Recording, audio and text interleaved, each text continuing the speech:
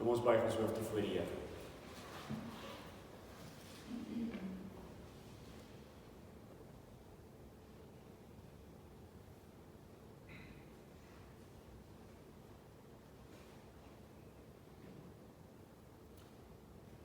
O Here,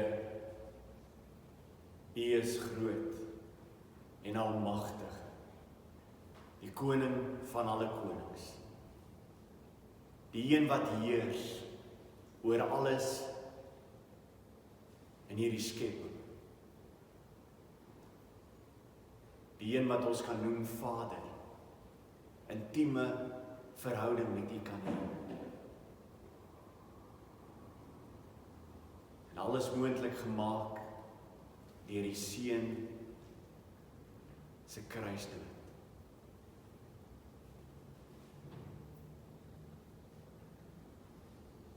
Ja Here, ons kan voortleef in hierdie verhouding deur die werking van die Heilige Gees binne in ons lewens. Wat ons nuut maak, wat ons lewendig maak, wat ons verander om meer soos U te lyk. O Here, as ons in die troonkamer inkom, in Openbaring, en ons sien die engele, ons sien die 24 ouderlinge, ons sien al die wesens wat rondom die troon is, en almal is in aanbidding voor U wat heers tot in alle ewigheid. Ja Here, saam met hulle wil ons sê, U is waardig, o Here, om te ontvang die heerlikheid en die eer en die krag, want U het alles geskape en deur U wil bestaan hulle en is hulle geskape. Ons loof en ons prys U naam. Amen. Genade en vrede vir U van God ons Vader en Here Jesus Christus, deur die kragvolle werking van sy Heilige Gees. Is hy stoel alright, Anton? Kry nie vir jou alleen, asseblief.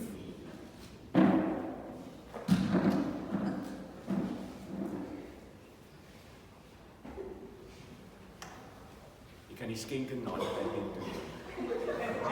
Goed.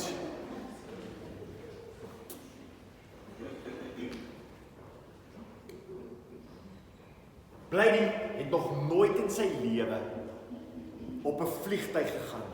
Dit was iets wat hy so na uitgesien het, om op 'n vliegtuig te gaan, en te kan vlieg deur die lug, en te kan kyk. Almal het hom vertel, hoe lyk dit daarso, as jy deur die vensters kyk, en hoe jy baie keer so deurgaan, en jy gaan deur die wolke, as dit bewolk is, en hoe jy afkyk op die wolke. Hy het by homself gedink, dit gaan beautiful wees. Wie van julle het al gevlieg? Kyk, al die ryk ouens nie genoeg. Goed, great stuff. Ja, vliegtuie is ongelooflik mooi, maar wie wat maats? Hy kom daar op die vliegtuig, en toe hy opstap, stap hy saam met die loods. Dis nou die kaptein van die vliegtuig. Nou waar sit die kaptein van die vliegtuig gewoonlik? Sit hy saam met die passasiers? Ja, hy sit heel voor. Ok, dis amper soos pappa in die kar nie, hy sit heel voor. Wie van julle wil gewoonlik voorsit? Ja, daar's altyd 'n kleierery, wie wil voorsit? My pa het gesê nie, hy wens eintlik hy het so 'n kar gehad, hy moes eintlik vir hom 'n F100 gekoop het, want daar net een bank rye voor is. Want al 5 seuns wou die hele tyd voorsit. 'n Bus, maar bus help nie eintlik nie, want jy het nie genoeg sitplekke daarvoor nie, nê? Jy wil eintlik almal hê, hy kan praat, is op hierdie stadium sy beurt, ja. ons bus het soos 2 seats voor jou, en jou sit met 1 seat daar, en dan sal net verder met 3 seats. Ok, maar dit help vir julle 2, nie? Alright, maar as jy nou soos ons was 5, het dit nie gehelp nie. Ok, maar ek verstaan, 2 is genoeg, goeie besluit, kombi. Ok, wonderlik, alright. En hy dink by homself, hoe lekker gaan dit wees, en toe hy nou opkom, toe's die vliegtuig kaptein, die loods is daar saam met hom, en hy sê vir hom, mannetjie, was jy al ooit op 'n vliegtuig? Hy sê, oom, kom hom sien, ek was nog nie. Hy sê, ek kan sien in jou oë, jy was nog nooit op 'n vliegtuig nie. Hy sê, hoe sal jy daarvan hou om voor te kom sit?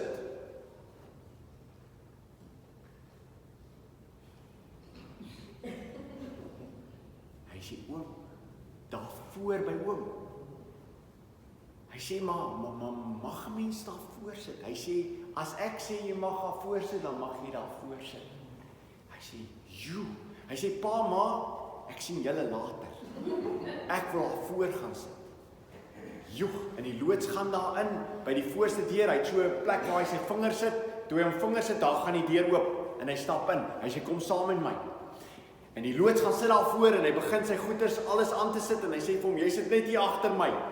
Die hele vliegtuig deur, tot aan die ander kant, gaan jy hier agter my sit. Maak jouself vas. En terwyl die loods besig is om alles reg te kom een van die lugvaardinne. Weet jy wat sy lugvaardin? Sy's nie lug of sy vaar nie. Okay, dit is 'n tipe werk wat sy doen, nê? Ja, meeste lugvaardinne is nogal lig, nê? Maar sy het daar aangekom en sy stap haar so na 'n blyie toe en sy sê vir hom, "Wat soek jy hierso? Jy moet daar agter gaan sit." Hy sê, die ou hier voor. Sy sê, die kaptein. Sy sê, ja.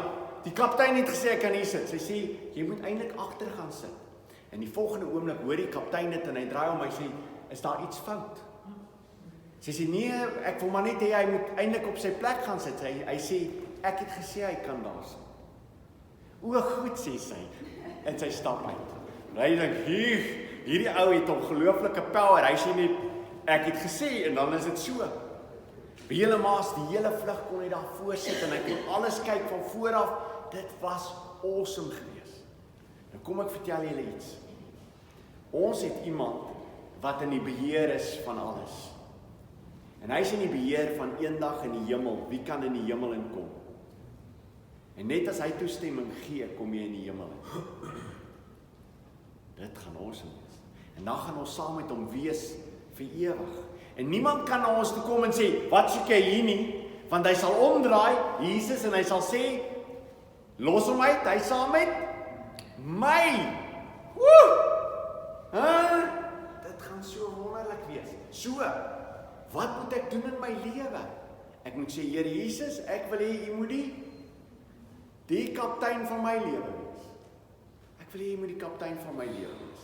En dan as die oomblik as ek hom die kaptein van my lewe maak, dan sê hy, kom, nou sit jy by my. Ek hoop julle sal dit doen in julle lewens en dat julle vir die Here sal lewe. Kom ons sing saam met die kinders. Kom ons staan.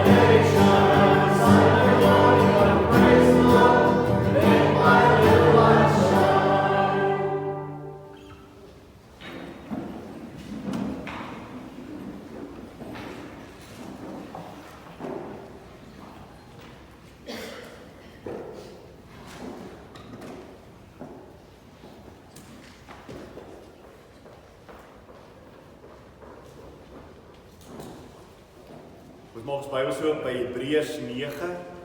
Hebreers 9.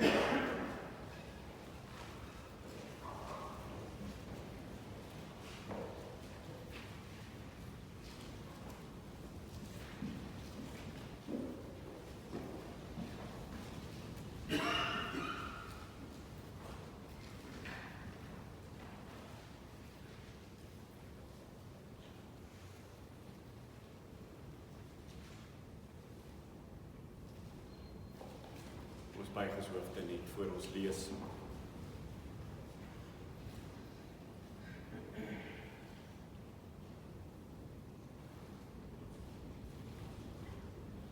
Ja, Here, vanmôre is die begeerte van my hart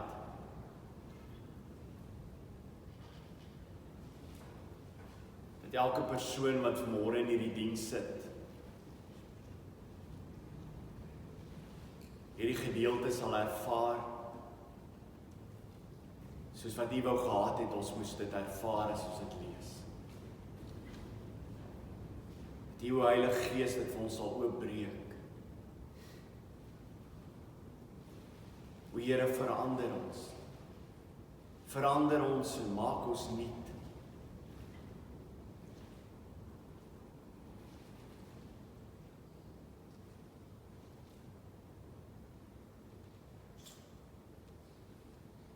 Ons bid dit in U naam. Amen. Hebreers 9 van vers 1 af. So het dan die eerste verbond, sowel as 'n verordeninge vir die erediens, asook sy aardse heiligdom gehad. Want die tabernakel is so ingerig, die eerste waarin die kandelaar was, en die tafel en die toonbrode, wat die heilige genoem word. En agter die tweede voorhangsel die tabernakel wat genoem word die allerheiligste, waarin 'n goue wierookbak was en die ark van die verbond, rondom heeltemal van goud oortrek, waarin die goue kruik met die manna was en die staf van Aaron wat gebloei het, en die tafels van die verbond. Daarbo-op die gerubs van die heerlikheid wat die versoendeksel oorskadu het, waaroor nie nou afsonderlik gespreek kan word.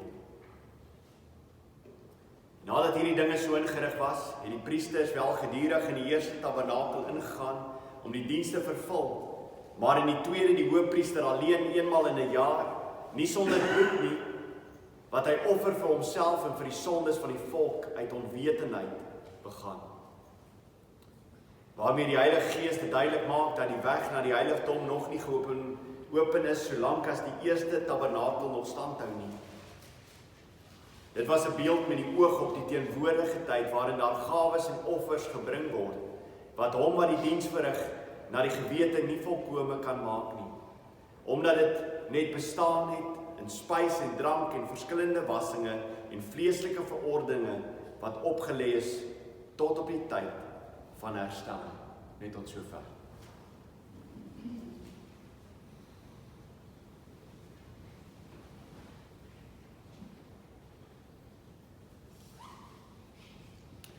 As ons hierdie gedeelte gaan hanteer, hoe ek dit graag wil doen vanmôre is, ek wil hê jy moet saam met my deur die tempel gaan stap.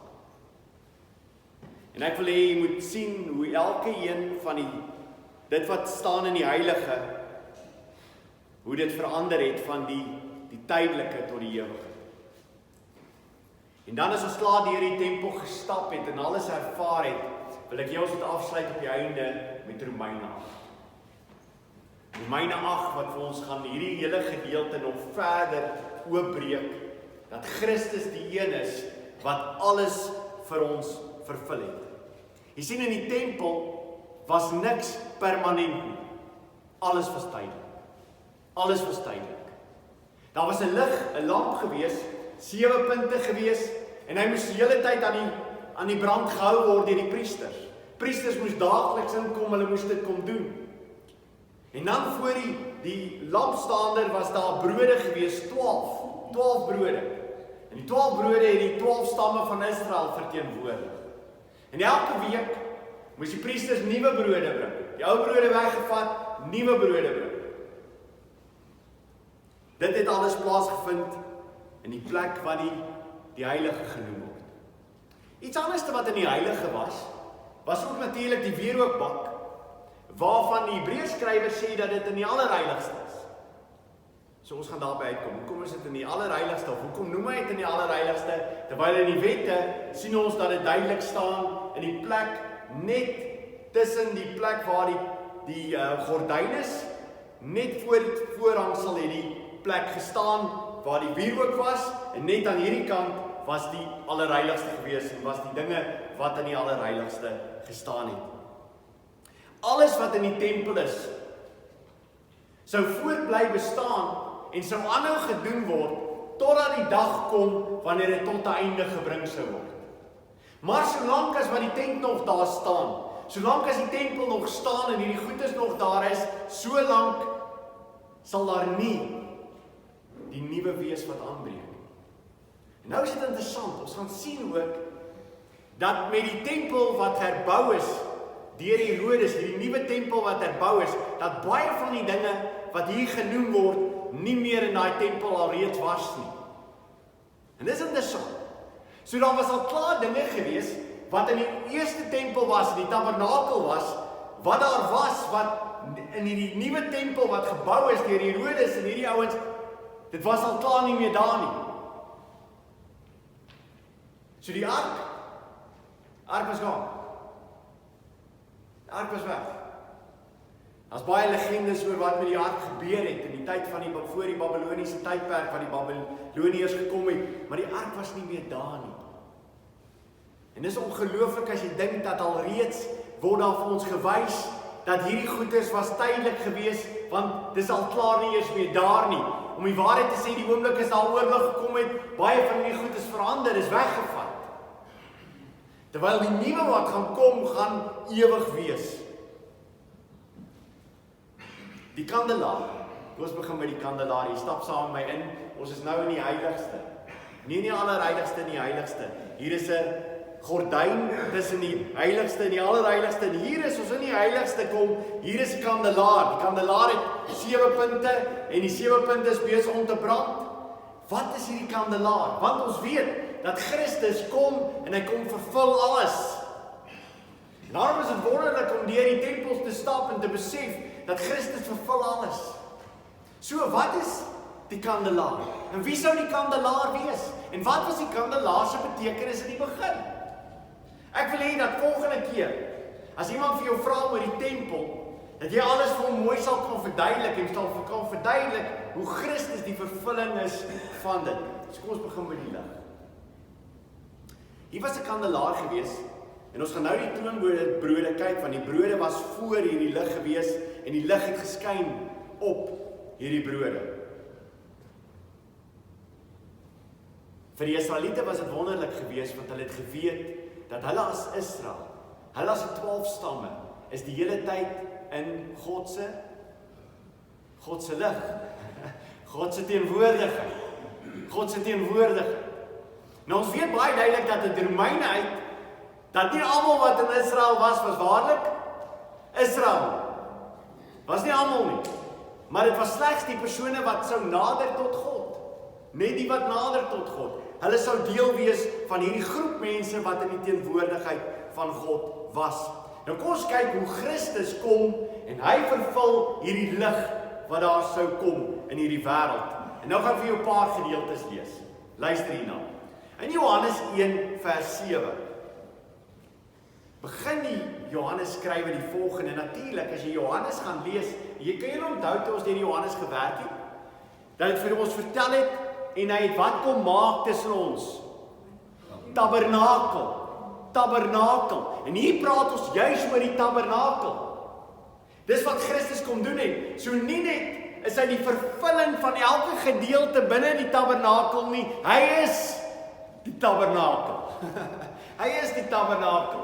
Ongelooflik. Nou luister wat sê Johannes. Johannes 1 vers 7. Hy het tot 'n getuienis gekom om van die lig getuig, sodat almal deur hom sou glo. Dis Johannes. Johannes die Doper. So Johannes die Doper het tot 'n getuienis gekom om van die lig te getuig, sodat almal deur hom sou glo. Hy was nie die lig nie, maar hy moes van die lig getuig. Die waaragtige lig, wat elke mens verlig, was aankom in die wêreld. En van wie kom Johannes getuig? Van Jesus Christus. Nou luister jy verder. Johannes 3 vers 19. En dit is die oordeel, dat die lig in die wêreld gekom het, en die mense die duisternis liewer gehaat as die lig, want hulle werke was boos. So niemand bly wandel in die lig wat Christus is, terwyl sy werke boos is nie. So Christus is die lig.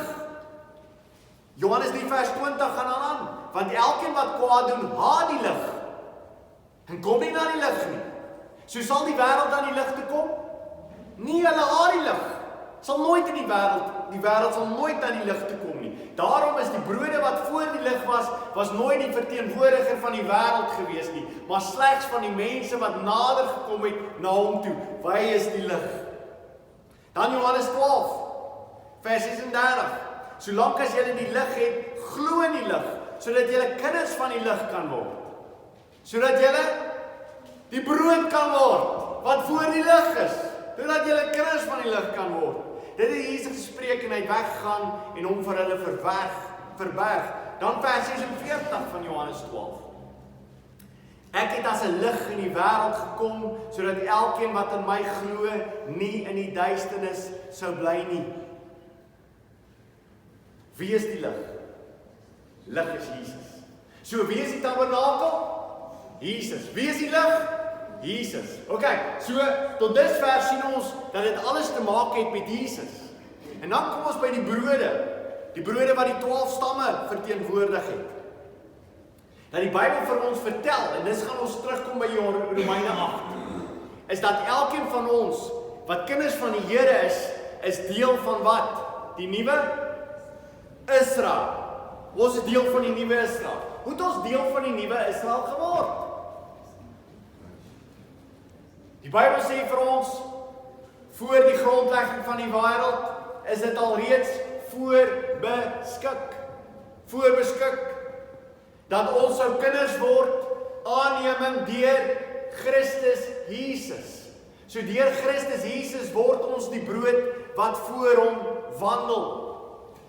So die brood het te maak met Christus. So wie die brood gemaak? Daai wie die brood gemaak? Die priesters. Het die brood gemaak en die brood ingebring. Wie die brood gemaak? Christus. Hy het die brood gemaak. Die Vader het besluit voor die grondlegging van die aarde, wie sal die persone wees wat hy sal uitverkies in? Jesus Christus. So die brood is gemaak voor die grondlegging van die wêreld. In Christus Jesus is dit gedoen.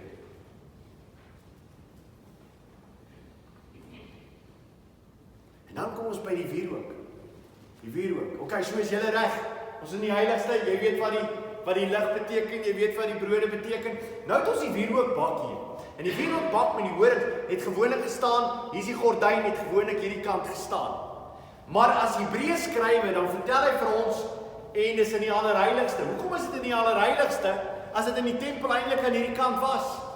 Wel, omdat die hoëpriester van daai kole moes invat in die allerheiligste eenmal 'n jaar. En dit kon alleenlik gedoen gewees het as die bloed van die bul gesmeer is op die horings. Dan alleen was die opening gemaak sodat die wierook kon binne gebring word en sodat die bloed ook op die versoendeksel van die ark gestrooi kan word. So alleenlik deur die bloed is dit veroorsaak dat die wierook ingebring word. Hierdie wierookbak wat daar was. Wie is die wierook? Wie is die wierookbak? Wat is die betekenis van die wierookbak? Die Bybel vertel vir ons dat die wierookbak, as jy kyk na Openbaring en ons gaan dit nou lees, dat die wierookbak het te maak met die gebede van die gelowiges. Gebede van die gelowiges. Luister God net na die gelowiges se gebede. Ons het daaroor al 'n paar keer gepraat. Ek gaan baie goed is vir jy herhaal. Maar is goed dat jy dit weer hoor en dat jy weer besef hoe wonderlik is dit wat Christus Jesus vir ons kom doen het. Word almal se gebede beantwoord. Luister wat sê die volgende Psalm. Psalm 34 vers 16 en 17. Die oë van die Here is op die regverdiges en sy ore tot hulle hulp geroep. So wie na wie luister die Here? Na die regverdiges en sy ore is op hulle hulp geroep. So na wie luister die Here alleenlik? Na die regverdiges. Kyk wat sê die vers 17. Hy sê die aangesig van die Here is teen die kwaaddoeners om hulle gedagtenis van die aarde af uit te roei.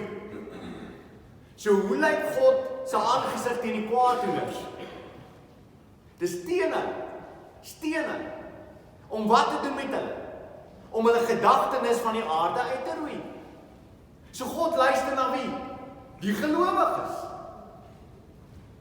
Maar die persone wat kwaad doen, sy aangesig is teen hulle. Kom ons luister dan nog op Psalm 66 vers 18. As ek ongeregtigheid bedoel het in my hart, sou die Here nie gehoor het nie. As ek ongeregtigheid bedoel het in my hart, sou die Here nie my gehoor het nie. So as daar ongeregtigheid was in my hart, sou die Here na my luister? Nee, hy sou nie. Nou moet jy het al klaar vir jou sê, ons het 'n probleem. Maar ja, ons het 'n probleem. Maar wie is deur hierdie teksverse gaan, om dit duidelik vir u te stel. Spreuke 15 vers 29. Die Here is ver van die goddelose, maar die gebede van die regverdiges hoor hy. Hy luister na die gebede van die regverdiges. Weet jy, ek dink een van die grootste skok wat jy vir iemand kan sê wat in die wêreld lewe, en as hy begin bid vir hom sê, wow, stop gou, die Here luister nie. Die Here luister nie. Ons het so dit maklik gemaak, dat mense dink almal wat in die wêreld lewe, jy kan maar bid, hoe great is dit dat jy bid, ten minste bid hy. Het jy dit al gesê? Wel ten minste bid hy. Nee, die Here sê, ek luister nie na hom nie. Ek luister nie na hom nie, sorry. Dis wat die Bybel sê. En dan kom jy in Johannes 9 vers 31. Onthou jy die blinde man? Wat sê die blinde man vir hulle? Hy sê vir hulle, en ons weet dat God nie sondaars verhoor nie, maar as iemand Godvreesend is en sy wil doen, die verhoor hy. God verhoor alleenlik die persone wat Godvreesend is. 1 Petrus 3 vers 7. Hy praat daaroor die vroue, die eerste gedeelte gaan oor die vroue, hoe die vroue moet optree teenoor die mans. Dat hulle moet stil bly, net deur hulle gedrag sal hulle mans wen vir die Here. En dan kom in vers 7 sê hy, net so moet julle manne verstandig met hulle saamlewe en aan die vroulike geslag as die swakkere eer bewys, omdat julle ook mede-erfgename van die genade van die lewe is, sodat julle gebede nie verhinder mag word nie. So iemand kan 'n gelowige wees en nie sy vrou hanteer soos wat God wil hê hy moet hom hanteer nie, en God sê, ek luister nie na jou gebed as man nie. Totdat jy jou vrou reg hanteer, dan alleen sal ek jou gebede beantwoord. Sal ek na jou gebede luister. Maar totdat jy dit nie doen nie, sal ek nie na jou luister nie.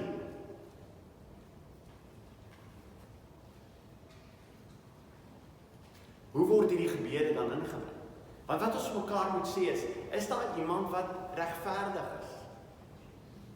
Is daar iemand wat sonder sonde is? Nee, daar is nie. So iets moet plaasvind. Iets moet plaasvind en dit vat ons terug na die brode toe. Ons weet, daar moet iets plaasvind. God sal moet herskep. God sal moet nuut maak. En as hy nuut maak, doen hy net een keer. Die brode word nooit weer nuut gebak nie, want is in Christus nuut gemaak. Gaan nooit verouder word nie. Gaan nooit verander word nie. Gaan nooit van die tafel af weggeneem word nie. Want die wat in Christus is, sal in Christus bly. Hy wat die goeie werk in julle begin het, sal dit tot die eind toe volvoer in Christus Jesus. Dit sal aanhou. Maar nou ons gebede, hoe word ons gebede reggemaak? Nou kyk gou na Levitikus. Levitikus praat oor wat hier moet plaasvind. Levitikus 4 vers 7. Ook moet die priester van die bloed stryk aan die horings van die altaar van die reukwerk van speserye, wat in die tent van samekoms is, voor die aangesig van die Here, en hy moet al die oorige bloed van die bul uitgiet aan die onderkant van die brandofferaltaar, wat by die ingang van die tent van samekoms is. So daar moet priester moet kom, en hy moet die bloed bestryk. Niks kan plaasvind, en niks kan in die allerheiligste ingaan waar God is, as daar nie bloed gebring is om dit reg te maak met God nie. Daar moet bloed gebring word. So die gebede kan nie in God se troonkamer ingaan nie. Net soos die res van ons kan nie in God se troonkamer inkom, voordat daar nie bloed is wat aan die horings gesmeer word, sodat die gebede van God se kinders voor hom kan inkom. Hoe ongelooflik is dit? So daar moet 'n offer kom. 'n Offer moet gebring word. Niks word ingebring in die allerheiligste sonder bloed nie. Nou weet ons in die Ou Testament hoe gereeld het dit plaasgevind. In die heiligste, die brood en die ligte was elke dag. Die brode, eenmal 'n week nie, maar die priesters moes diens hier doen. Maar nie allerheiligste eenmal 'n jaar. Eenmal 'n jaar het die hoëpriester gekom en dan 'n offer gebring en dan het hy inbeweeg aan die horings waar die of wierook is, het hy aangesmeer, inbeweeg, dit ingevat in die allerheiligste, want hy moes voor God verskyn en dan sou hy die bloed ook op die versoendeksel van die ark plaas. En die bloed sou die teken wees dat die sonde van die volk gedra is voor God. Die sonde van die volk is gedra voor God. Daarom, die gebede word gesuiwer deur die bloed van Christus. Want Christus is die volmaakte offer waarvan die Hebreers ons die hele tyd nog vertel. Hy is die offer. Hy is die offer. Hy is die een wat die bloed gee, sodat tot ons gebede word gereinig, word wonderlik, word verander voor God. Luister wat sê Openbaring 8. Maak jy Bybels daar oop. Openbaring 8 vers 3.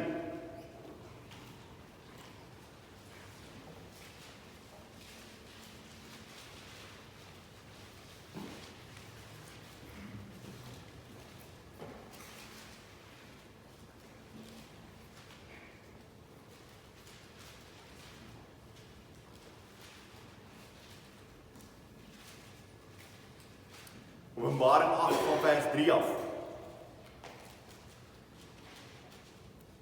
En 'n ander engel het gekom en met 'n goue wierookbak by die altaar gaan staan. Dis nou hierdie verteenwoordiger wat ons nou gesien het.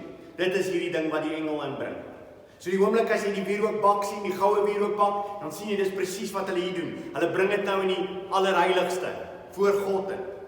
Gaan staan en baie reukwerk is aan hom gegee om dit met die gebede van al die heiliges op die altaar, goue altaar voor die troon te lê.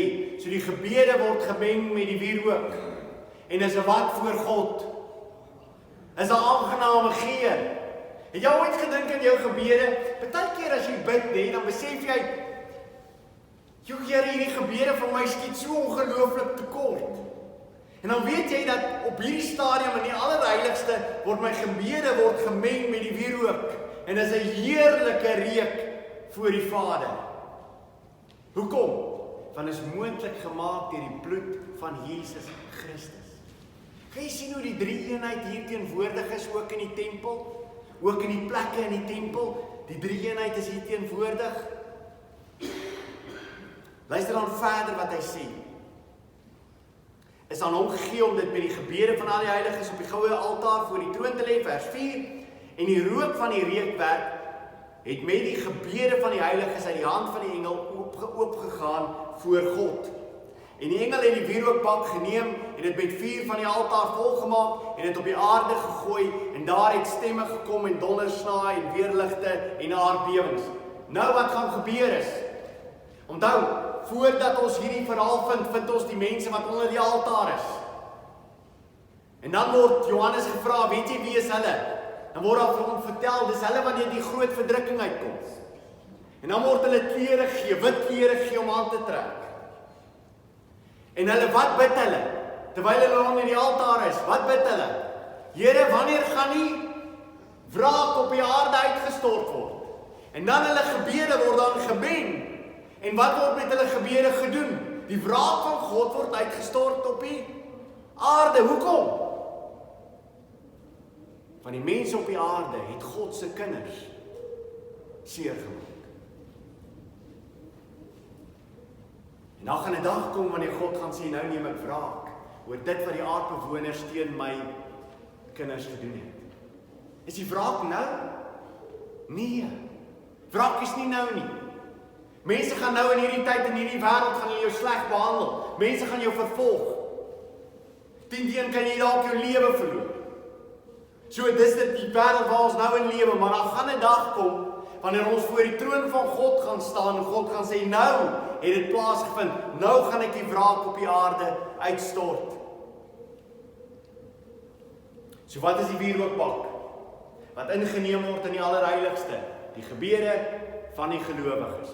My gebede gaan in die allerheiligste voor God in, Elke oomblik is my gebede voor hom en dit ryk heerlik. Hoekom? Omdat dit moontlik gemaak is deur Jesus Christus wat dit gedoen het. Net eenmal 'n jaar? Nee, elke oomblik. Ek kan elke oomblik voor hom verskyn en my gebede is onmiddellik in sy teenwoordigheid en onmiddellik word dit gevoed met wierook en dis 'n wonderlike reuk voor God se aangesig. Hoekom bid jy nie meer nie? Hoekom bid jy nie meer? Hoekom bid ons so min? Hoekom bid ons so? Dis een van die ongelooflikste dinge. Dink by jouself daaraan, ek staan in die allerheiligste, dis moontlik gemaak deur Christus en ek kan met my Vader praat elke oomblik van die dag. Hy nooi my uit, kom praat met my. En dit hoef nie die perfekte gebed te wees nie, want hy word gemeng met die wierook. Ja, en dit meer as dit, nee, die Heilige Gees tree vir my in terwyl ek besig is om te bid. Terwyl die Heilige Gees vir my besig is om in te tree die Seun vir my in voor die Vader. En dan die res van die allerheiligste. In die allerheiligste was daar ook 'n ark gewees. Onthou jy die ark? Ark was van goud gemaak. Bo op die ark was die 2 engele gewees. Nou, ek gaan nie ook soos die Hebreërskrywer, ons gaan nie veel oor die engele praat nie. Onthou jy in Johannes het ons iets oor die engele gesê. Onthou jy toe Jesus uit die graf uit opgestaan het? Dis wie daar by die koppenend van Jesus? Die engele. Hoekom is hulle in die koppenend?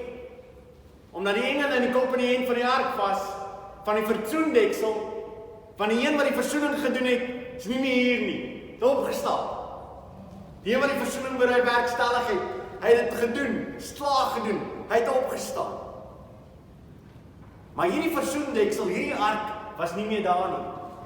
In die tyd waarin die Hebreërskrywer skryf, voordat die tempel vernietig is in 70 na Christus, voor daai tyd al, was daar nie meer 'n ark daar. Die ark was weg. Dit wat binne in die ark was, alles is nie meer daar nie. Daar is 'n ongelooflike gebrek wat nou plaasgevind het. Waar is hierdie goeders? Tog skryf die Hebreërskrywer, hy wil vir ons vertel dat hier wat al hierdie goeders was in enige geval tydelik gewees. Alles is tydelik. Alles wat in die tempel is in enige geval tydelik gewees. Dis Christus wat die volledige bring. Dis Christus wat alles gaan vervul. Want alles wat op die aarde is tydelik. Die tempel is tydelik. Alles binne die tempel is tydelik. Die wonderlike is van die versoendeksel is, die versoendeksel moet ook gesprinkel word met bloed. Alleenlik dan sal daar versoening kom. Want wat is die probleem? Wat is binne in die deksel? Wat is daar binne in die ark? Daar's die manna. Dat is Aaron, die stok, wat vrugte begin dra het, en daar is die wet. Wat die probleem is dat ons nie kan kom nader aan God, solank as die wet daar nie versoening gedoen is vir die wet nie. Want die wet kla my aan. Die wet kla my aan. Daar moet bloed kom sodat ek geregverdig kan word, sodat ek vrygemaak kan word. Daar moet versoening gedoen word vir my. Die wet kon dit mense versoen, kon dit nooit doen nie, want die wet kan niemand nakom nie. Die wet is alleenlik, sê Paulus, die tugmeester na Christus toe. Want die wet kan ons nie volmaak maak nie. Daarom, die wet is binne in die ark. En binne in die ark is daar 'n versoendeksel. Daar is iemand nodig om versoening te doen wat die wet nie kan doen nie. En dit kon alleen Jesus Christus wees. Romeine 3 vers 25 sê, hom het God voorgestel en in sy bloed as 'n versoening deur die geloof om sy geregtigheid te bewys deurdat hy die sondes ongestraf laat by het wat tevore gedoen is onder die verdraagsaamheid van God. Hy sou die versoening wees. Hy sou die een wees wat die versoening deksel wees. Daarom sê Hebreers 4 vers 16, laat ons dan met vrymoedigheid na die troon van genade gaan, sodat ons barmhartigheid kan verkry en genade vind op 'n regte tyd geld kan word. Nou ewe skielik wil almal in die allerheiligste ingaan. Nou mag ons in die allerheiligste ingaan. Hoekom? Want die versoening is vir ons gedoen. Die bloed van Jesus Christus reinig ons van alle oortredinge. Eenmal 'n jaar? Elke oomblik. Ons is vry voor God, omdat Christus dit moontlik gemaak het. So, nou die wette. Die wette wat daar is, al hierdie dinge. Wat nou van dit? Wat gebeur nou, omdat Christus ons geregverdig het? Wat gebeur met dit wat binne in die ark is?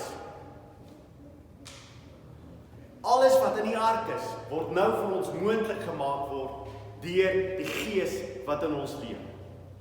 Alles wat in die ark geplaas is, word nou moontlik gemaak deur die Gees wat in ons lewe. Dis nie meer vir ons 'n oordeel nie, want Christus het vir ons gesterwe. Die bloed is op die versoendeksel geplaas. Nou, wat vra die Bybel van ons? Kom ons begin by Aaron se stok met die vrug wat te gedra word. Kan daar 'n verandering bring? Kan ek vrugte dra? Wat van die manna? Wat beteken die manna? Is daar 'n betekenis aan die manna? Wat beteken die manna nou vir my? Luister gou na 'n paar gedeeltes. Johannes 6 vers 31. Ons vaders het die manna in die woestyn geëet, soos geskryf is. Hy het brood uit die hemel aan hulle gegee om te eet. En Jesus sê vir hulle, voorwaar, ek sê vir julle, dit is nie Moses wat die brood uit die hemel aan julle gee nie, maar my Vader gee julle die ware brood uit die hemel. Want die brood van God is, hy wat uit die hemel neergedaal het aan die wêreld die lewe gee. Toe sê hy vir hulle, Here, gee ons altyd hierdie brood. En Jesus sê vir hulle, ek is die brood van die lewe. Wie na my toe kom, sal nooit honger kry. En wie in my glo, sal nooit dors kry nie. Wie is die manna? Jesus Christus. Wat doen hy nou vir my? Hy voed my deur die Heilige Gees, wat die woord oopbreek vir my. Word ek gevoed deur hom? Hoe vind dit plaas? Alleenlik as ek vrygemaak is deur die bloed van Jesus Christus, kan dit in my lewe plaasvind. Wat van die vrug? Onthou julle wat gebeur het met Aaron se vrug? Ons het dit ook al op 'n stadium gedoen, net vinnig vir julle.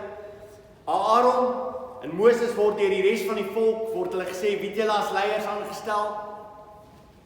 En dan sê God, bring julle stawwe van die leiers van die volk, bring dit voor my, en Aaron se staf plaas dit voor my. En dan plaas almal hulle staf by die Here, en dan wat gebeur? Is net Aaron se dit dra?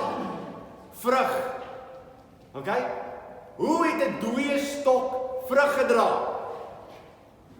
Dis die vraag. God het hom aangestel en God het gesê, ek wys deur dit dat ek wil hê dat Aaron hierdie offers moet bring, dat hy die een is wat dit sal doen. En nou wat in die Nuwe Testament gebeur, is die Nuwe Testament vertel vir ons wat dooies is, gaan ook vrug dra. Luister wat sê die Bybel, Johannes 15 vers 4, 5 en 6. Bly in my soos ek in julle, net soos die loot geen vrug kan dra van homself as dit nie in die wynstok bly nie, so julle ook as julle nie in my bly nie. So wie moet ons in bly om nou vrug te dra? In Christus. So Christus is dit wat vir die dooie stokke lewe gee, sodat hulle vrug kan dra. As iemand in my nie bly nie, word hy uitgewerp soos die loot en verdroog, en hulle maak dit bymekaar en gooi dit in die vuur en dit verbrand. So hoe maak dit moontlik dat ons nou kan vrug dra? Wedergeboorte, deur Christus wat in ons kom, deur die Heilige Gees wat ons in staat stel om van dooies te gaan na lewendes toe. Wat van die gebooie? Kan ons die gebooie nou nakom? Is ons in staat om die gebooie na te kom? Luister nou hierna, 1 Johannes. En nou wil ek 'n paar gedeeltes in 1 Johannes. So maak oop by 1 Johannes. Dan lees ons 'n paar gedeeltes saam in 1 Johannes. 1 Johannes 2.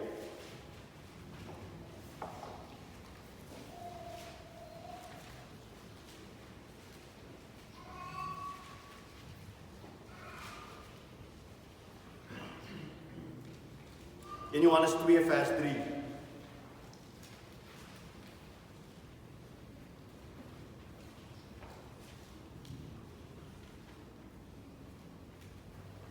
Vers 3 sê, en hieraan weet ons dat ons hom ken as ons sy gebooie bewaar. Wie die ark sy gebooie bewaar? Of waar is die ark? As die gebooie daar was, binne die ark was die bewaring daarvan gewees. Nou word ons die persone wat gesê word, ons moet die gebooie bewaar. Luister na vers 4. Hy wat sê ek ken hom en sy gebooie nie bewaar nie, is 'n leienaar en in hom is die waarheid nie. So iemand wat sê hy is 'n kind van die Here, hy is die bloed het op die versoendeksel op sy lewe gekom, hy is vrygemaak, maar hy bewaar nie die gebooie nie, wat weet jy van hom? Is nie 'n kind van die Here nie. Hoofstuk 3 vers 22.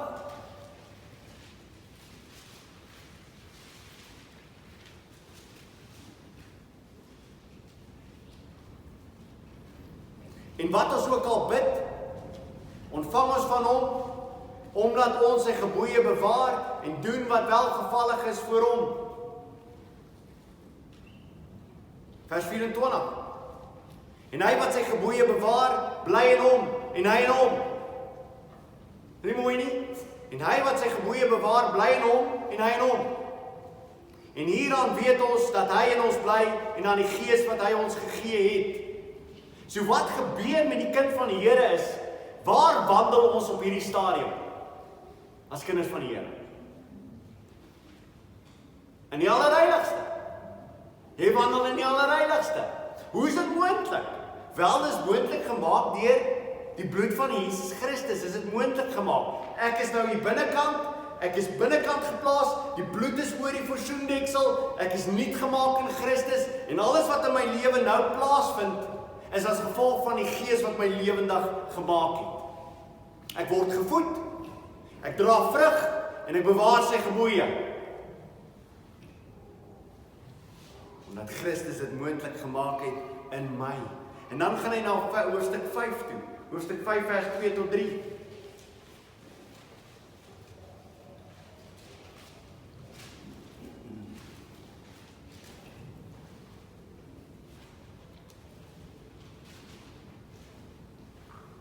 Vers 2. Hieraan weet ons dat ons die kinders van God liefhet, wanneer ons God liefhet en sy gebooie bewaar. Vers 3, want dit is die liefde van God, dat ons sy gebooie bewaar, en sy gebooie is nie swaar nie. Dit kan alleenlik nie swaar wees nie, omdat wat gebeur het? Omdat Jesus Christus ons vrygemaak het, en die Gees ons nou in staat stel, om sy gebooie na te kom.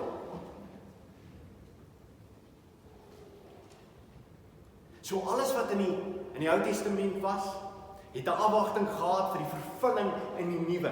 Christus sou elke nuwe stap wat jy deurgaan, en ons kan oor die res van die tempel praat, maar elke nuwe stap in die heiligste en die allerheiligste het Christus kom nuut maak. En ons al vir julle gesê dat binnekant die allerheiligste ook is wat teen die mure. Wat was die prente teen die mure? Die engele, die palmbome. Alles het gedui op die nuwe Eden. Die nuwe koninkryk waarvan Jesus sê, wanneer het die koninkryk aangebreek? Die oomblik as Christus hier binne in my kom, woon, breek die nuwe koninkryk aan, en ek stap nou binnekant die allerheiligste, en ek is nou in Eden. Totdat die volledige en die volmaakte eenheid sal aanbreek, wanneer ek saam met Christus sal wees vir ewig en vir altyd. Het ons enige idee wat dit beteken om in die allerheiligste te wandel? Weet jy, ek dink baie keer hierdie week, toe dink ek aan Jesaja 6, miskien kan jy gou daar oopmaak, Jesaja 6, wat so 'n bekende gedeelte is met Jesaja wat verskyn voor God. Jesaja 6.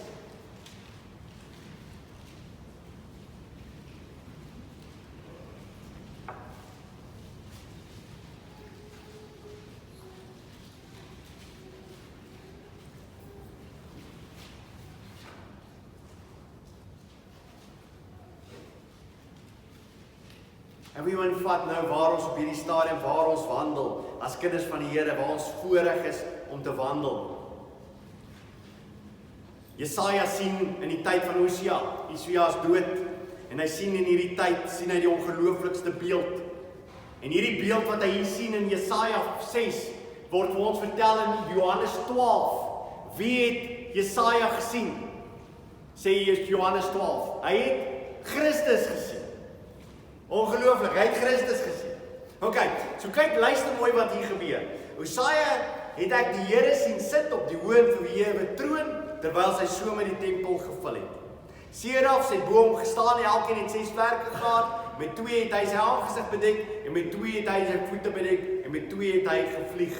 En die een het nader gekom, en toegeroep en gesê, heilig, heilig, heilig, is die Here van die leerskare, die hele aarde is vol van sy heerlikheid.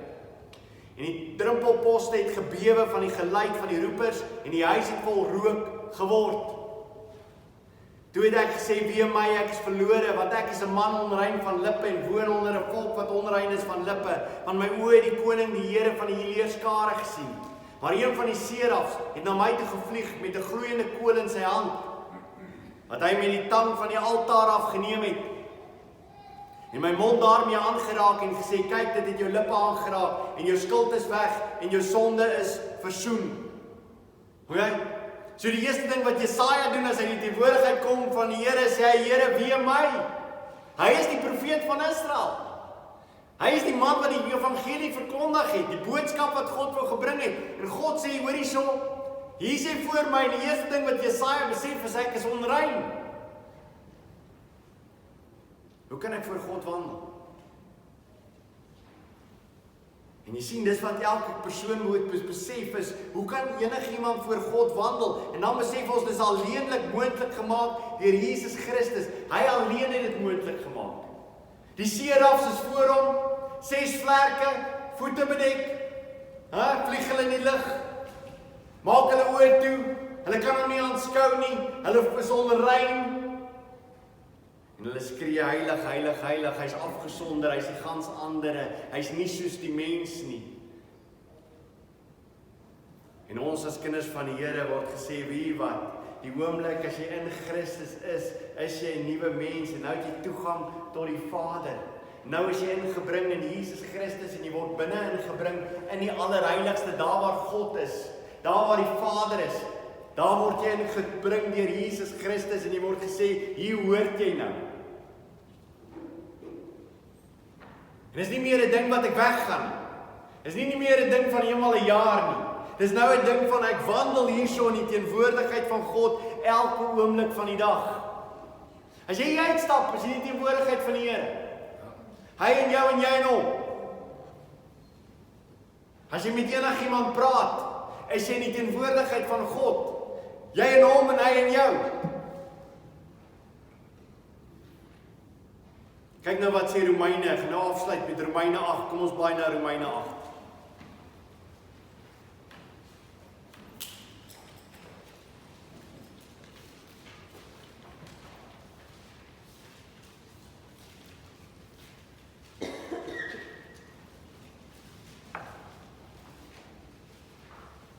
Romeine 8.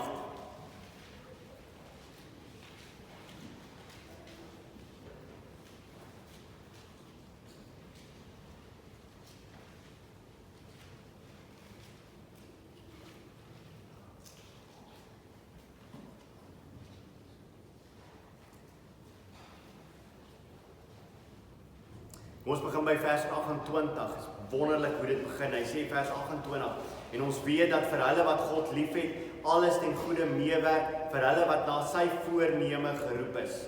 Nou wie se voorneme? God se voorneme. Hulle wat volgens God se voorneme geroep is. En nou gaan jy sien hoe het hierdie voorneme plaasgevind, vers 29. Want die wat hy van tevore geken het, die Griekse woord daar het te maak met 'n intieme verhouding. Dis dieselfde woord wat gebruik word as Adam met Eva gaan slaap. Selfde woord. Dis intieme kennis, dis intieme liefde wat God vir ons gehad het. Dis nie net dat hy afgekyk het in die korridor en in die plek afkyk in die tydperk en sê, okay, ek sien daar vir Johan Lou.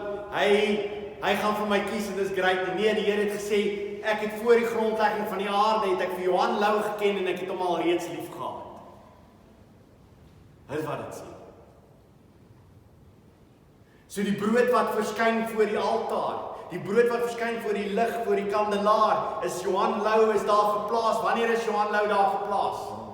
Voor die grondlegging van die aarde. Hoe het dit plaasgevind? In die liefde van God het dit plaasgevind. Dis wat dit beteken. So, want die wat hy van tevore geken het, die het hy ook van tevore verordeneer. Dis van die vore besluit. Dis 'n besluit wat geneem is. Dis voorbeskik. Om gelykvormig te wees aan die beeld van sy seun. So hierdie besluit wat geneem is, dat ons gelyk sal wees aan sy seun, het wanneer plaasgevind? Toe Adam en Eva gesondig het God gesê, nou het ons 'n probleem. Nee, God het gesê, voordat Adam en Eva nog geskep is, het ek nie net vir Johan Lou lief gehad nie, en jy kan jou naam aansit. Ek hou net van my naam daar. En die Here gesê, Johan Lou het ek enorm lief. Ek voorbeskik dat hy deel van my sal wees, dat hy die een sal wees wat in my lig sal wandel. En hy doen dit, en hy maak dit moontlik deur sy seun, wat al reeds besluit het, die Vader, Seun en die Heilige Gees reeds besluit, dat die seun sou sterwe, sodat die brode, en ons is brode, so dis goed om dit te onthou, sodat die brood, Johan Lou, vrygemaak sal kan word. So kom ons gaan verder. Gelykvormig te wees aan die beeld van sy seun, sodat hy die eerstgeborene kan wees onder baie broeders. Natuurlik die woord broeders sluit susters ook in. Nou vers 30. En die wat hy van tevore verordeneer het, so voorbeskik het, voorbesluit het, die het hy ook geroep. So wie roep hy? Die wat hy gekies het, roep hy. En die wat hy geroep het, die het hy ook geregverdig. Wie het hy regverdig? Die wat hy geroep het, die wat hy voorbeskik het, die het hy besluit, ek regverdig julle. Hoe word ons geregverdig? Deur die bloed van Jesus Christus. So die wat hy geroep het, het hy regverdig. En die wat hy regverdig het, die het hy ook verheerlik. Besef jy dit? Dat jy verheerlik is. Dis iets wat plaasgevind het. Wanneer het dit plaasgevind? Toe God jou regverdig het deur Jesus Christus, is jy ingebring in die allerheiligste en jy word verheerlik. Slaag gedoen, is wonderlik. Luister na vers 31. Wat sal ons dan van al hierdie dinge sê? As God vir ons is, wie kan dan teen ons wees? Hy wat self sy eie seun nie gespaar het nie, maar hom vir ons almal oorgegee het, hoe sal hy nie saam met hom ons ook alles genadiglik skenk nie? Alles genadiglik skenk nie. Is nie wat Efesiërs sê nie? Efesiërs 1 sê, alles wat in die hemel is, het hy op ons uitgestort in Christus Jesus. Alles is gegee. Die hemel is leeg gemaak op sy kinders. En jy worry oor wat?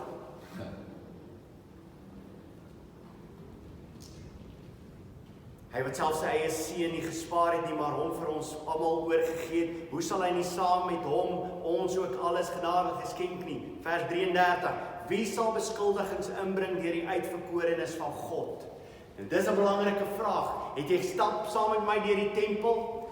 Wie sal enige beskuldiging inbring teen 'n uitverkorene van God? Iemand wat voorbeskik is, iemand wat voorgelief gehê is. Dan is hy voorbeskik, dan is hy geroep, dan is hy geregverdig, dan is hy verheerlik. Nou, wie gaan 'n beskuldiging teen hierdie persoon inbring? Nou, op hierdie stadium sit jy en sê, daar's nie iemand nie. Daar's net nie iemand nie. Dis nie moontlik nie. Niemand gaan enigiets teen my kan sê nie. Nou luister na vers 34. Wie is dit wat veroordeel? Christus is dit wat gesterf het, ja, meer nog, wat ook opgewek is, wat ook aan die regterhand van God is, wat ook vir ons, wie is die ons? Ek wil jy moet teruggaan en jy moet gaan kyk, al die onsse, vanmiddag huiswerk, gaan kyk na die ons, want die ons het te maak met ons, met gelowiges.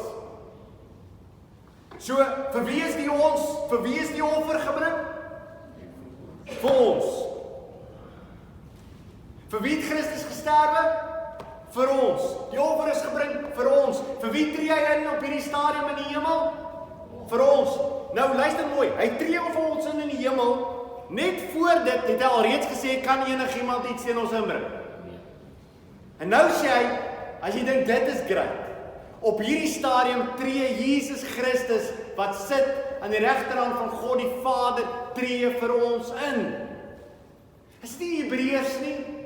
Is so vinnige blik oor die Hebreers, hardop studeer in Romeine, en jy sien Hebreers voor jou sê, awesome, ek sien dit. Elke een van hierdie goedes wat hier plaasgevind het, vertel vir ons van die offer wat gebring is. Dit wat vervul is, wat die Ou Testament na heen gekyk het, is vervul in Jesus Christus. En dan sê hy vers 35, wie sal ons skei van die liefde van Christus? Onthou, ons het begin om vir mekaar te sê, ons is daar voor die lig van God, ons wandel in sy lig.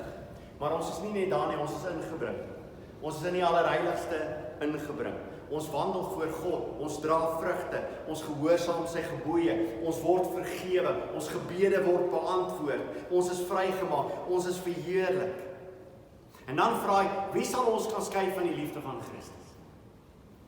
Is daar enigiets op hierdie stadium in hierdie week wat kan plaasvind wat jou kan skei van die liefde van Jesus Christus?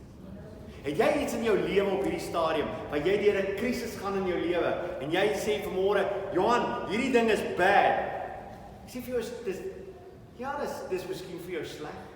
Maar alles waaroor jy jouself kan bekommer is anyway alles tydelik. Weet jy dit? Dis alles tydelik. En die Hebreërs sê vir ons, mense, dit wat tydelik is nuut gemaak in Christus. En dit wat vir julle van voor lê. Maar ek wil nie net hê julle moet eendag dit beerwe nie. Ek wil hê terwyl julle op aarde is, gaan julle alreeds in die koninkryk van God instap en julle gaan 'n verhouding met my hê. En ek dink dit is ons grootste skande van die kinders van die Here, dat ons so min moeite maak om in die teenwoordigheid van God met hom 'n gemeenskap te hê. Met hom te praat en hy met ons.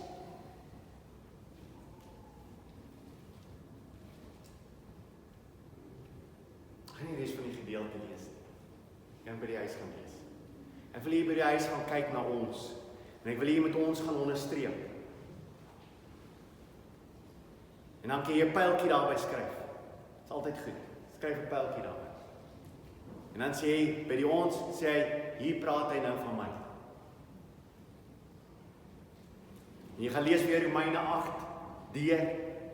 En jy gaan weer terug na Hebreers toe en jy sien uit die verlede uit, sien jy waarheen alles na gewys het.